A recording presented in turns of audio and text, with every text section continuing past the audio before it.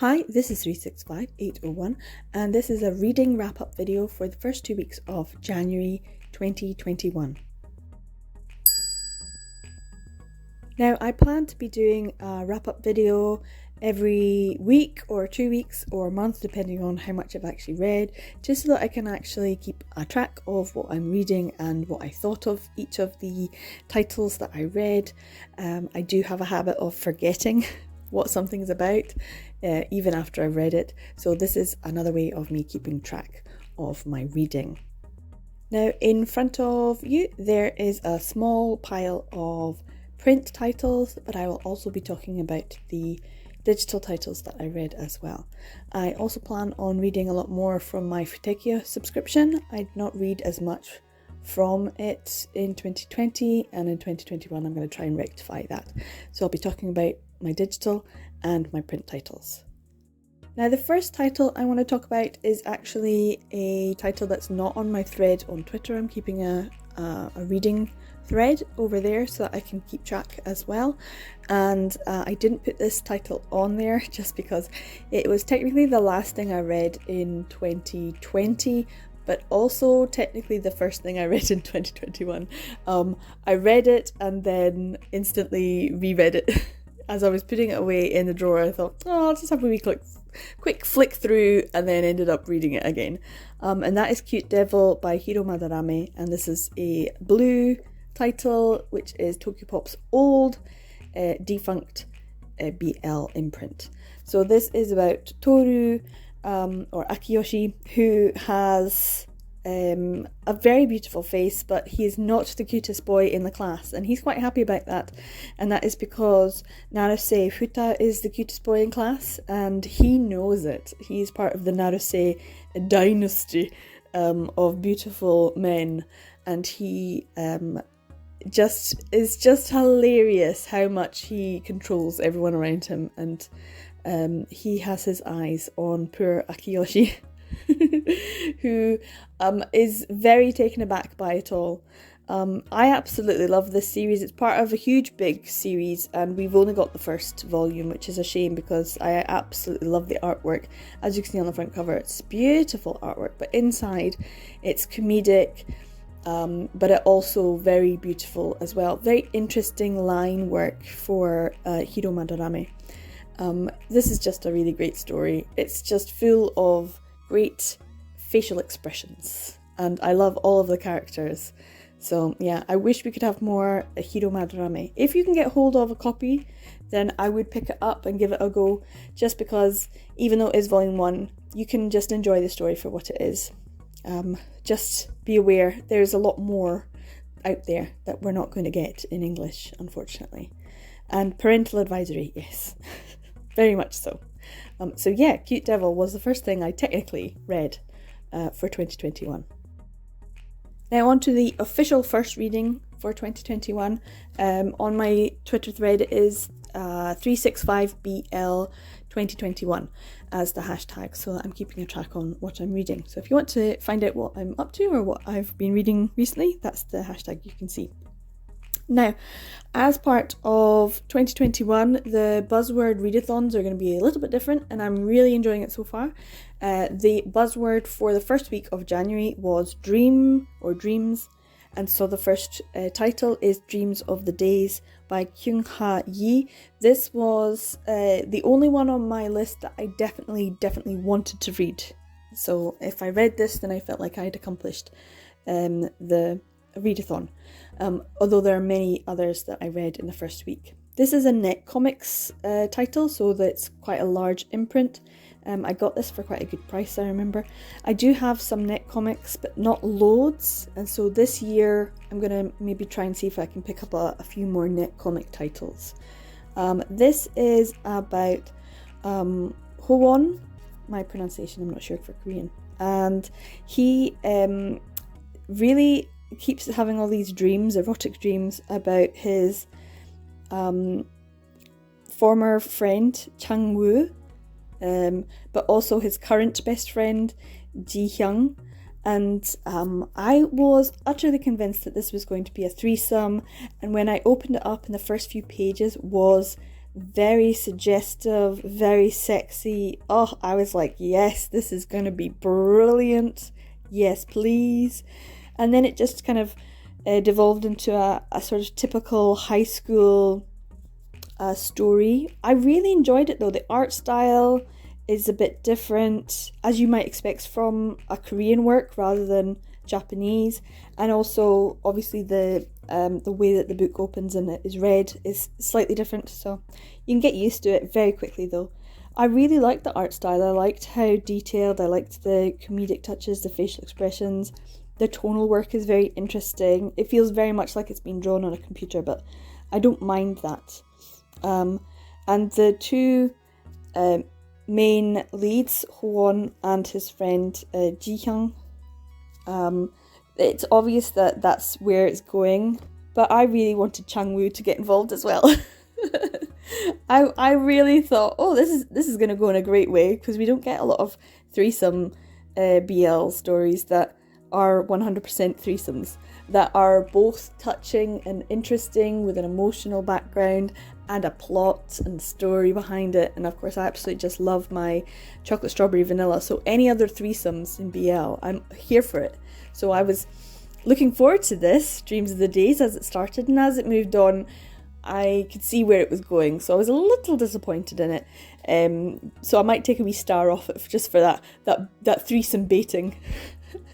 But overall it's beautiful. I really enjoyed it, and it definitely made me think, right, I'm going to have to get some more of Kyung Ha-yee's work and more Korean BL as well. So yeah, it's a good one and I recommend it. So I also read some titles on Futekia that were part of the Buzzword Readathon, and this one is It's Fine Even If It's Just a Dream. This is by Ayu Yamane, and obviously available on Futekia. This is one of the titles of hers that I hadn't read before. I'd read a couple of chapters of some of her other works, so I was like, they were okay. I'm really glad I read this one, because this is just lovely. It's beautiful. I really like the artwork actually in this story. It lends itself well, because it's such a lovely, delightful, well-made, well-structured story that just feels so encapsulated. It just feels like it's a really good little story. You can sit down and enjoy this and come out of it going, that was dead nice. It's uplifting. So I definitely recommend it. It's about betrayal. It's about disappointment. It's about, struggling through and making it in the end. So it's about trying with a new beginning. And as soon as I met the two main characters, you knew those are the two main characters, and you're like, right, great, how are they going to get together? And I really felt like I was cheering them on. Like, as soon as they met each other, it was like, go for it guys, go for it. I really wanted them to be happy and together. And there is a little sense of niggle of danger of, are they not going to make it? And then when you're like, just tell them you love them more, just be romantic, that feeling of really rooting for someone. I haven't felt in a while, because with BL there's either an overbearing sense of dread, or this like, oh well, we know they're going to get together in the end. Whereas this one felt so well crafted. There was just that little element of, is it gonna be okay? What's gonna stop them? But the nice happy ending in the end, which you want and you're gonna get, or you don't, depending on who the author is. But this was lovely. I highly recommend this. This was a 5-star for me. Really good. So yeah, it's fine even if it's just a dream. Go and read it. Okay, so I also, to break up all of my dream reading during the first week, read Marquis De by Shunde. I just read chapter 1, so I'm going to have to go back and see if any other chapters are released. I'm going to have to try and keep up with my Futekia reading in general. So yes, this is released on Futekia. The previous 2 works by Shunde have been released by Seven Seas. So part of me is happy because I get to read it online quickly as it's kind of been released, and so it's quite quick and up to date, and it'll be quite good quality. However, if this means I don't get a physical copy, I'm kind of disappointed. I like my little Seven Seas collection of Shinday works. I would be quite happy to have another one. So when it comes to which titles Futekiya get, I am happy that they get anything, but if it means that another title will not be published in print, then I will be disappointed. That's kind of my thinking on it. And if this was like a hey, digital first type thing, that would be great. But if it's a this is how you're going to get it, like it or lump it, I really don't like that. It irks me. It irks me. So I'm happy to read this as it is now. If it turns out to be a masterpiece, which it's Shinday, so I'm kind of like, it's gonna be just, I'm gonna want it in print. I'm gonna be peed off that I don't get it in print. Who knows? Fingers crossed. So far, it's Shinday, so you know you're gonna get some great artwork. You're gonna get some great storytelling. You're gonna get great dialogue. You're going to get little touches here and there of comedy as well, which I love. But it's marquee de, and the first word you think of is sad, of course. So, do esu in Japanese. And that is exactly what you know you're going to get. And it's like, oof, straight off the bat. I absolutely love this. This is a like high school setting, but teacher-student. But, so good. So yeah, I'm looking forward to reading more of Marquis de, because it's Shinday and she knows what she's doing. It's like she knows what she's doing. She's doing it to us. That's great. So yeah, definitely check this one out. Now, continuing on with my dreams reads for the first week, I read The Night's Unfulfilled Dreams by Sujin Kim. This is originally published by Netcomics. You can go over to their website and get it, but it was also published on the Leshin Comics website. So I went to Leshin. They actually have two versions, so be careful with the young adult versus the not safe for work version. To be fair, I read the first 2 chapters in the young adult version, and the not safe for work version, honestly couldn't really find much of a difference. Wasn't much of a difference. So when I was like reading the first chapter and thought this would be good if there was just a bit more sex, and then I bought the next chapter, both young adult and not safe for work, I didn't really feel like there was that much. Like there was a couple of scenes, but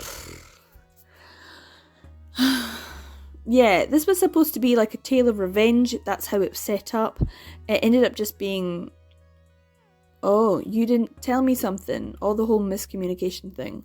The artwork is lovely. A bit 2D, a bit flat. Not dynamic enough. Not raw and visceral. Very static.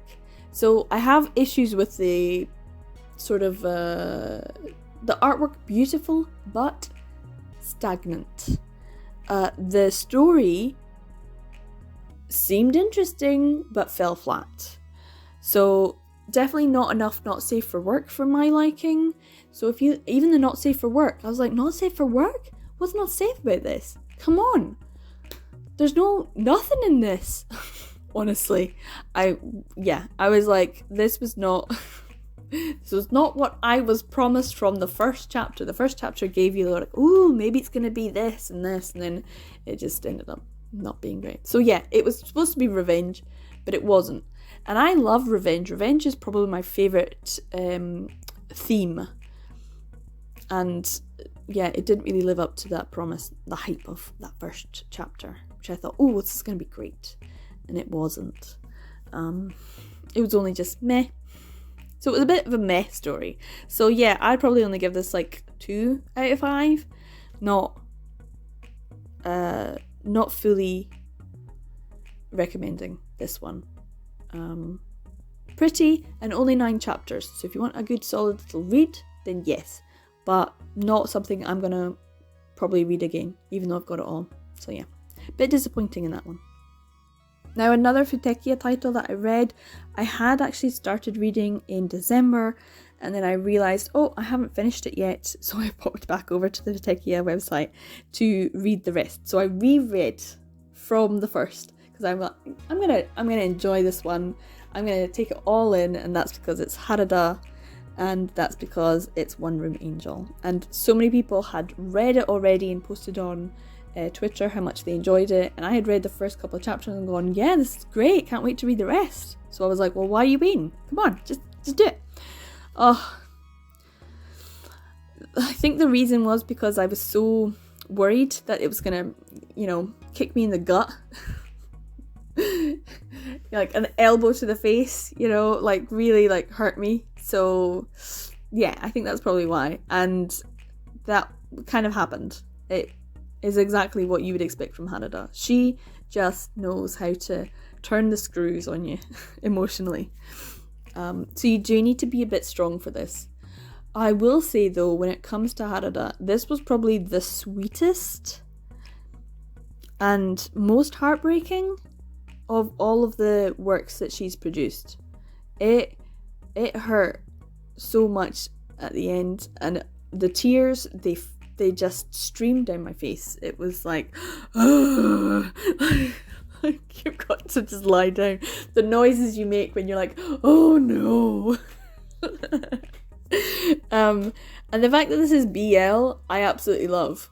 I love that this is part of the BL pantheon of work. It's like this will ruin you, and in a good way. So yeah, One Room Angel, about a bit of a loser guy who gets stabbed in an alleyway, ends up with even more debt and a really crummy life, with an angel who is there in his apartment. I should say one room, because it's not really an apartment, because he's too poor to, have anything more than just a one room. And their sort of journey about what's led them to this situation, and it is so heartbreaking. The angel is just cute as, really sweet. There was so many different, I took so many screenshots of their face. The angel's facial expressions were hilarious, because it's Harada. You're going to get great artwork, you're going to get great visual storytelling, but this also was so emotional. So make sure you're not in a delicate place. Unless you need a good cry, this will give it to you. If you need something to push you over the edge so you can cry it out, lie in your bed for a few hours, go to sleep, wake up with a headache because you're dehydrated, that's fine. If you need that, go for it. But yeah, One Room Angel, oof, it's good. Okay, so the last, I think, Futekia title that had a dream in it was The Dream of the Cuckoos, volumes 1 and 2. This is Tamako's work. So beautiful, stunning artwork, and just a lovely wee story about, I don't know, like acceptance, I suppose. It's 2 volumes, so it's quite long, which is really good. I don't know, there's characters in this that I don't want to give too much away, but because I don't want you to, like, if you read this, you're going to want to know you don't want to know what the twist is, so I'm not going to say too much about it. But it's about a boy who, I don't know if I can actually explain it without giving too much plot away. No, just read it. Their artwork is beautiful, but their storytelling, everyone kind of thinks of My Androgynous Boyfriend and that it's lovely and sweet and cute, and so all of their other works are like that. No, their other works are not like that.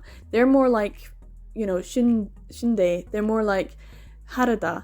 They're more like, the darker side of beautiful drawing, beautiful artwork, but there's a dark, sinister element to the stories, which I love. So there was a lot of that going on this fortnight. So yeah, there is a character though, and Hiro, I'm wondering, where's his happy ending? I want to know, is he okay? Is he doing alright? I think he will. I think he'll be fine. But he's got a lot of stress and pressure on him, and apparently the other woman, woof. Anyway, not going to go into it so you can enjoy it spoiler free. So definitely go check that out. Now, also for the Buzzword Readathon, I had a yaoi novel. This is also one of my goals, is to read more prose, so more novels, more yaoi novels, ones in my collection especially, and Better Than a Dream was on my list. So because it has dream in the title, I put it on as a possible if I have time, or if there's other things I want to read, then it's fine, I can read something else. But I did actually have the time, and I started this and I read it over several days, because I have to say it wasn't as engaging as I wanted it to be, but that might be because I've read it before. So this is technically a reread. I know I've read this, but it's been a long time. This is written by Raika Sakuragi, illustrated by Katsumi Asanami. It is a yaoi novel by June. This does involve, it's a bit of a hard slog, I have to say. Yuki has gone through a bereavement. It's quite sad. He lost his partner Tsukada, and he's having to go through, and it's only been like a year, so I can totally understand that he's having a bit of a hard time.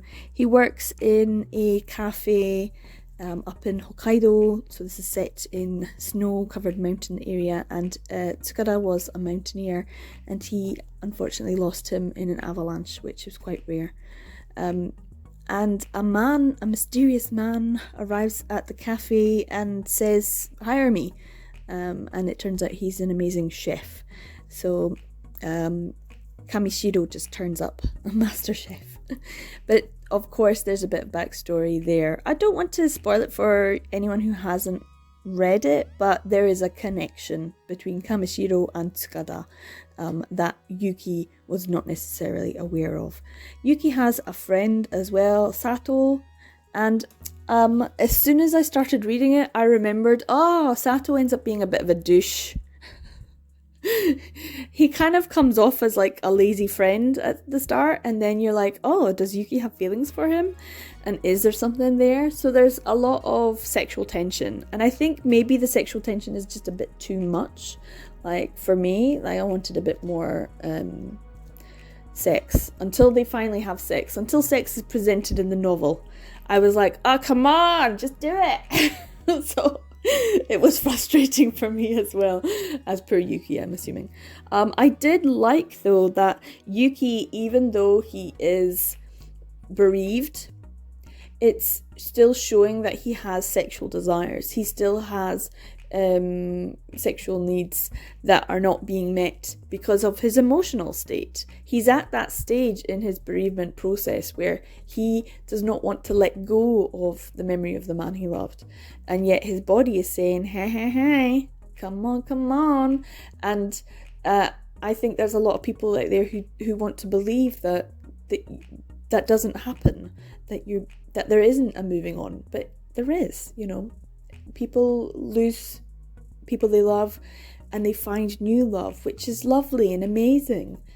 But it's that whole sense of, am I betraying the person I loved? And that's what he is having to deal with. He's feeling betrayal towards the person that he was utterly in love with, because he is now having sexual feelings. And, it really could be for anyone. And that's what he maybe needs to deal with. So yeah, it was a slow one. It kind of had the same sense of snowy cabins in the mountains where nothing's happening. There's no electricity, so there's no internet, and it's like a slow pace, which with the wintry theme of just now fit perfectly. So yes, it was a good read for the time. It was a good read for the weather. A good solid read, but not particularly engaging. I did have to kind of fight my way through probably 2/3 of the book, and then the last third just felt really rushed because of it. So yeah, pacing is something that I feel like I'm critiquing a yaoi novel. It's not like it's any great literature, but I do have to, of course, shout out to the English translation, Kelly Quinn. Thank you very much, Kelly, for doing that. I did enjoy it. It was very nicely put together. She did a good job of the translation work. So no issues with the English as far as I was concerned. I have read some in the past that are like, oof, that was bad. But this one was quite put together. So yeah, Better Than a Dream. Would I recommend it? If you're interested in yaoi novels, I think it's a nice introduction. I'd probably give it a 3, maybe 3.5 out of 5. So yeah, take it that as it will. But I'm glad I got to read it within the week, or just after the week had finished. So yeah, happy to have it in my Buzzword Readathon. Now, twice in the 2 weeks, obviously because the 2nd and the 12th is when Love is an Illusion is released. I read some Love is an Illusion by Fargo. This is available through Listen Comics. We had the second part of the Christmas special 2-parter, which was smoking hot. Mwah! Absolutely delicious. I just ate it up with a spoon. And then, of course, on the 12th, we had just loads more. Buell being the cutest baby ever. Oh, Buell is just the best. Unfortunately, between the 2nd and the 12th, Fargo did announce that she was working on the final chapter.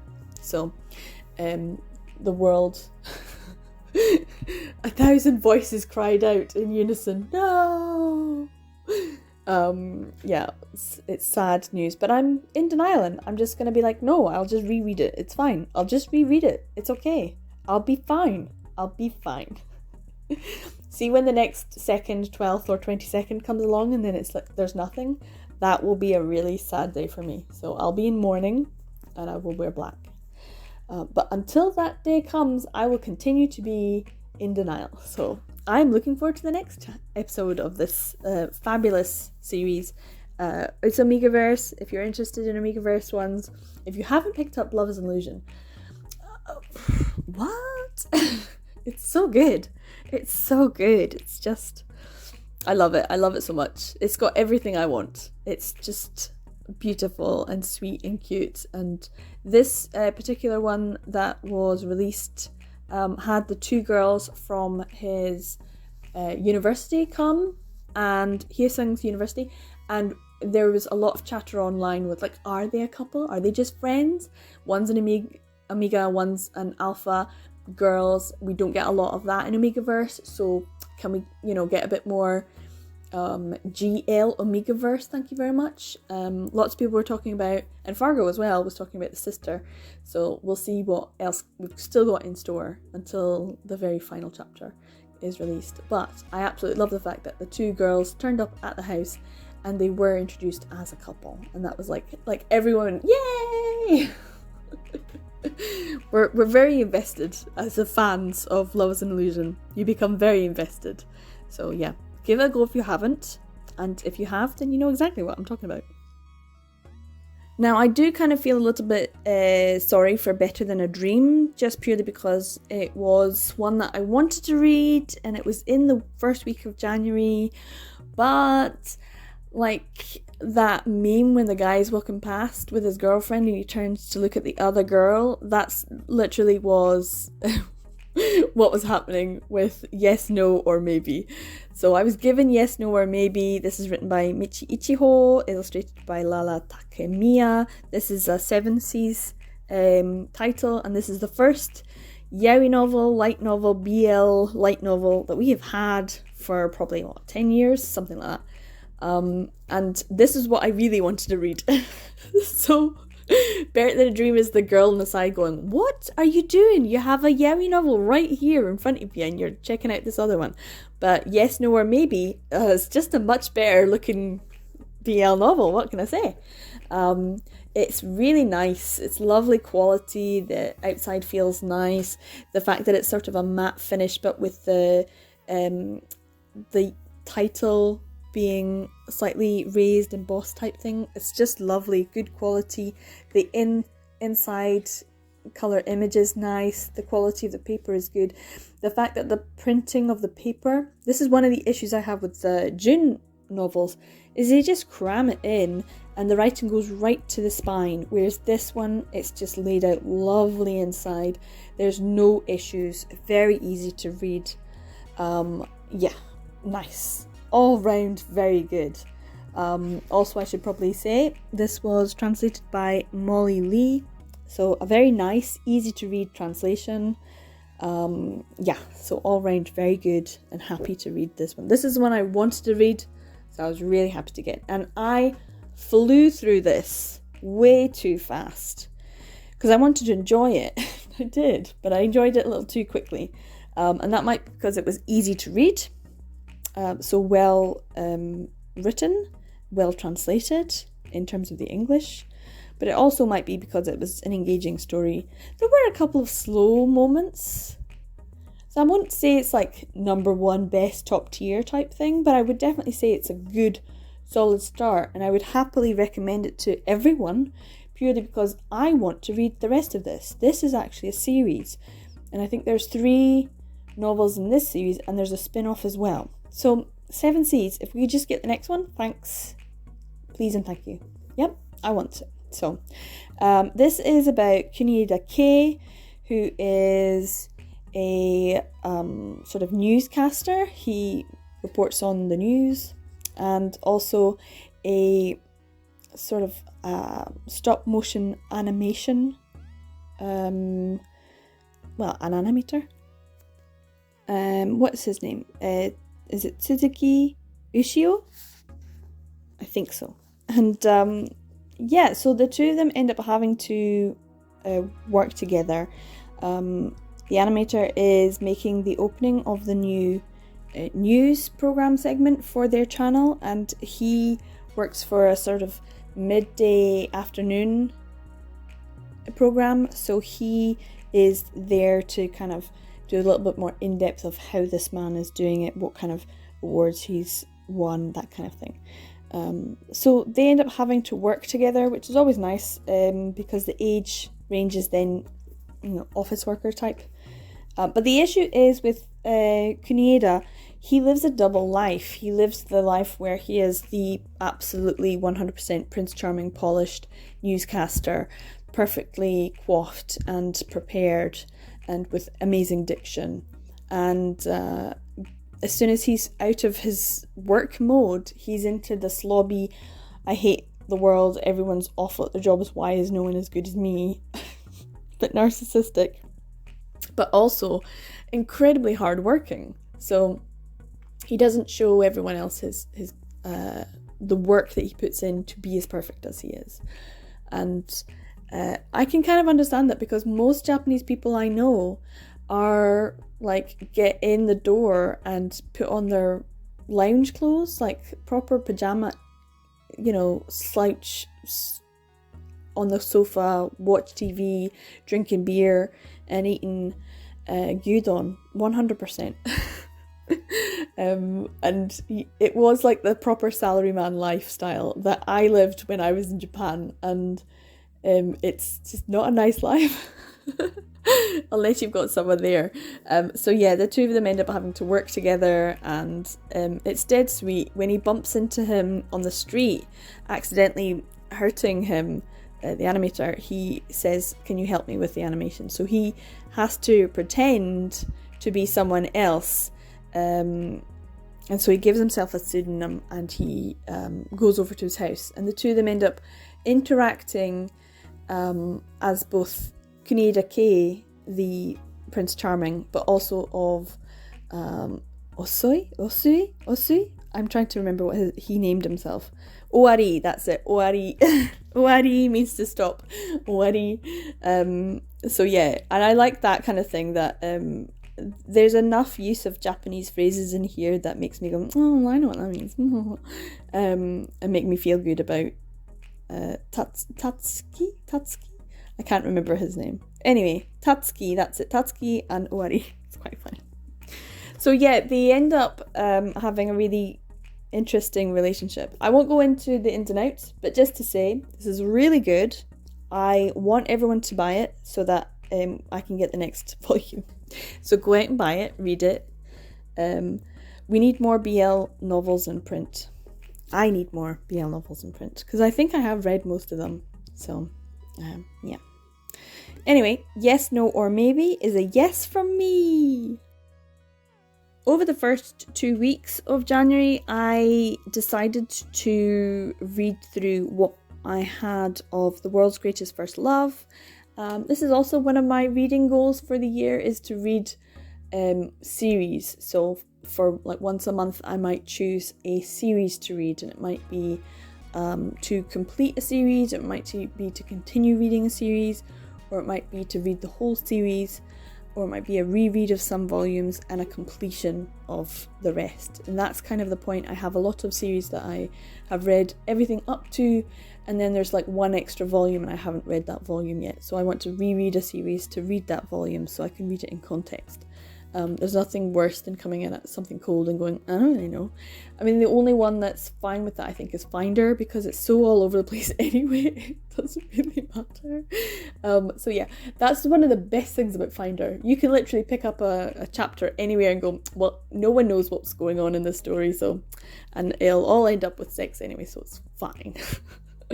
Anyway, back to The World's Greatest First Love. I have obviously quite a few volumes. So I read volumes 9 through to volume 13. Volume 13 was a 2020 publication and purchase, and I think the majority of these were all still in their plastic, to be fair. So I've been buying them over the years when I got them on good prices, and because I've read it in Japanese, and I think I've even read up to like 13, because obviously I was buying Emerald as well. So Emerald is the Japanese manga magazine publication that this is actually published in. Shungiku Nakamura, who is the mangaka, is one of their like exclusive top number one authors for Emerald. It's like Emerald is made just for her, and then they added in other people like Naduki and Sachiko. So a few others have now been introduced, and it's kind of becoming a little bit more like a CL or Trey, but originally Emerald is like, Raison d'etre is just like, this is the Nakamura Shingiku show. So yeah, I don't mind that though. Free goods. So yeah, I really wanted to read this because, as I said, I've kind of gone through it in Japanese, and my Japanese is not brilliant. It's okay. So I knew that the story was, but I wanted to read it and enjoy it in English. And it's just nice to be able to relate once again to office workers who live the salaryman life. You know, like, so volume 9, I think, yeah, this is when Onodera collapses and ends up in hospital, and he's got malnutrition. I mean, that's life imitating art. Hands up if you've ever had that. Yes. Not really want to go into my health too much, but it's not being great from overwork. So when you're not getting the nutrients you need from the food you're eating or the life you're living, it's called malnourishment, and you don't expect to be diagnosed with that. So I thought that was quite amusing. Then we've got little cameos from obviously in volume 9 we had a cameo from Noaki from Janjo as a doctor. And then in volume 10 we had Misaki in the background. I absolutely loved that. I also really love all the little bits at the end when Onodera is always talking about how to clean and cook and things like that. It's always about how to make his life more domestic and easier, and none of it ever works. Haitani, of course, got introduced and caused trouble. In volume 11, there was an image of Onodera covered in twinkles, and I counted them 6, I think. I think I might have 6 twinkles. The big giant ones that you got if you bought the full complete set of the first anime, which I did. And then I bought extra ones that I found in like Mandarake and places like that. So I have a lot of twinkles and I have a lot of Suzuki-sans. and I just don't have anywhere to put them at the moment. They're all in storage, and one day I shall have a display and I will just sit surrounded by my twinkles and my Suzuki-sans. I did enjoy reading through volume 12 and 13. More of their relationship and some of the background. So for volume 13, it was a bit sad when they started talking about what Onodera was like when he was studying abroad and suffering from depression because he was heartbroken, and it was just kind of sad. So yeah, I'm looking forward to what volume 14 will bring. I don't know if I have a volume 14 in Japanese. I might do, I might not. I know that volume 13, I think, was the one that they had like special, either 12 or 13 was the one where they had special anime covers, and I have those in Japanese, but I'm not sure if I have a volume 14, and it's been a while since I actually sat down and read anything from the Emeralds, so yeah, I will look forward to volume 14, very much so, and just read it as soon as I get it. So this is good because it means I'm caught up and I can tick that off as a reading catch-up, so I'm glad about that. So yeah, World's Greatest First Love, Sublime, obviously, go and get it, go and buy it. I love Shungoku Nakamura, it's great. So that was everything that I read for the first 2 weeks of January. I actually read quite a lot, and much more than I thought I was gonna, and that's probably why I haven't made all the videos that were on my list of videos to make. Instead, I've been sitting and reading, and I've been happy about that. So yeah, this has been a good fortnight for reading. I will see how I get on with the rest of January in terms of reading. I've talked a long time already, much more so than I thought I would. So I might have to do this every week rather than every fortnight. I don't know. Let me know if, this is too much. Like, do I chat too much? Do I tell too much of the story? Am I giving away too much plot? Because I don't want to ruin stories for people, but I also want people to enjoy things that I enjoy, so that I can be like, hey, did you enjoy that? Me too. So yeah, let me know if reading wrap-up was a good idea, or if you think maybe one a week, or is this fine and you just think, hey, just do the whole thing for the month. So yeah, let me know, at what point do you think a reading wrap-up would be good, or if a reading wrap-up is a good idea anyway. So yeah, let me know. And if you've read any of these, let me know what you think. Yes, no, or maybe. What did you think of it? Because it's a fairly new one. We're a foray into the BL novel. I want more. Do you want more? I want more. And if you have read Cute Devil by Hiro Madarame, do you lament the fact that we don't have more? Should we spam the publishers for more of Madarame Hiro's work? I think so. So yeah, this is everything I read for the fortnight, first 2 weeks of January 2021. Remember, every day is a BL day, and for this fortnight, it certainly was.